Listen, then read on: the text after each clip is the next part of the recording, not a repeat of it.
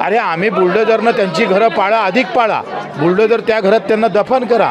पण 3.5 लाख शेतकरी मेले, त्याची कबर खोदावं लागली, आम्ही कोणाचे घरं पाळायचे? हे म्हणजे गुवाहाटी आहे आणि फूल म्हणजे दिव्यांग मंत्रालय आहे. तेवढं निश्चितच मनाला कधी बेकार वाटतं, पण फूल पाहिल्यानंतर काटे थोडेसे बाजूनं जातो.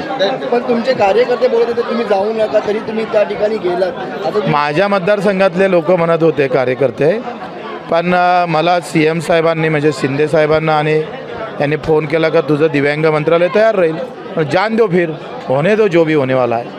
पण आज भेटलं ना दिव्यांग मंत्रालय, जगातलं पहिलं मंत्रालय भेटलं, त्याचा आनंद आहे.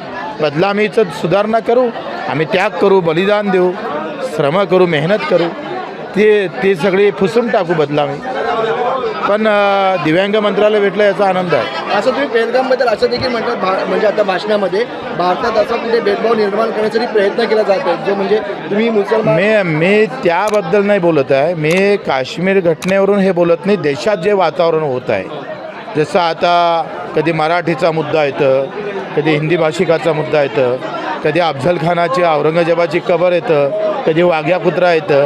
मग आमचं असं म्हणणं आहे का या सगळ्यापेक्षा माझ्या शेतकऱ्याची आत्महत्या का दिसत नाही तुम्हाला?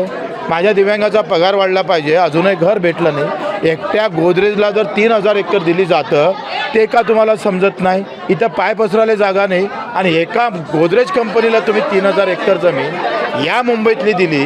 6 जणेजवळ 6,000 एकर जमीन आहे, त्यावर या मुंबईतलं कोणी बोलायला तयार नाही. हे दुःखाची गोष्ट नाही आहे, ह्या वेदना नाही आहे. अरे आम्ही बुलडोजरनं त्यांची घरं पाळा, अधिक पाळा, बुलडोजर त्या घरात त्यांना दफन करा.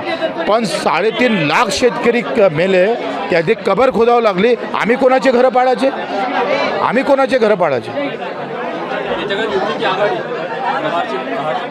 नाही, आता काही संबंधच नाही. आता आमची युती जनतेसोबत, प्रश्नासोबत आहे.